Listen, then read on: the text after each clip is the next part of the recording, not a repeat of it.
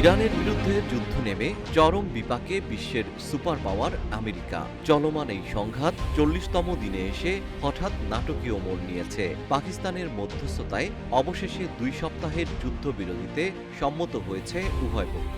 এতে যেন অনেকটাই স্বস্তির নিঃশ্বাস ফেলেছে ট্রাম্প প্রশাসন। বিশ্লেষকদের মতে টানা এই যুদ্ধের ফলে মার্কিন সমরাস্ত্রের মজুত ফুরিয়ে আসছিল। তাছাড়া ইরানের হামলায় ক্ষয়ক্ষতির পাশাপাশি যুদ্ধ পরিচালনার ব্যয় মেটাতেও প্রয়োজন ছিল বিপুল পরিমাণ অর্থের।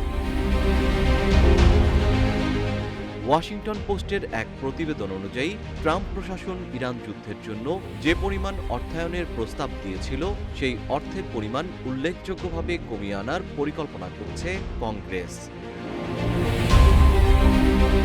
প্রতিবেদন অনুযায়ী মার্চ মাসেই পেন্টাগন ইরান যুদ্ধের ব্যয় মেটাতে হোয়াইট হাউসের কাছে $200 মিলিয়ন বেশি অতিরিক্ত অর্থ বরাদ্দ চেয়েছিল।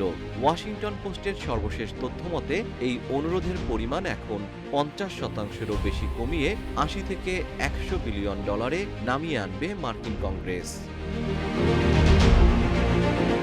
আন্তর্জাতিক নিরাপত্তা বিশ্লেষকদের মতে এই সিদ্ধান্তের পেছনে কাজ করছে একাধিক রাজনৈতিক এবং কৌশলগত কারণ। $200 বিলিয়ন সেই বিশাল প্রস্তাবটি নিয়ে মার্কিন কংগ্রেসের বিরোধিতায় অর্থ বরাদ্দের পরিমাণ কমিয়ে আনা হয়েছে। এছাড়াও 2 সপ্তাহের এই যুদ্ধবিরতির সম্ভাবনায় প্রায় $100 বিলিয়ন মতো খরচ কমে আসবে বলে ধারণা করা হচ্ছে। বিশ্লেষকরা আরও জানান, আমেরিকার সরকারি ঋণ $39 ট্রিলিয়ন ছাড়িয়ে গেছে। এমতো অবস্থায় নতুন করে বড় কোনো যুদ্ধের খরচ মেটানো ট্রাম্প প্রশাসনের জন্য রাজনৈতিক ঝুঁকি তৈরি করছে।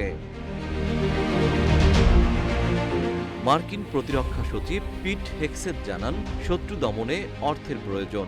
2027 সালের বাজেটে রেকর্ড $1.5 ট্রিলিয়ন সামরিক বরাদ্দ চেয়েছিল ট্রাম্প প্রশাসন, যে অর্থের যোগান দিতে দেশটির শিক্ষা, পরিবেশ ও স্বাস্থ্যসেবা খাতের মতো জনসেবামূলক খাতগুলোর অর্থ বরাদ্দের পরিমাণ অন্তত $73 মিলিয়ন কমিয়ে আনার প্রস্তাব করা হয়েছিল।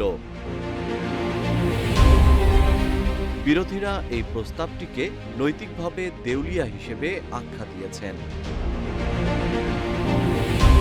জিএম শিহাব, রূপালী বাংলাদেশ।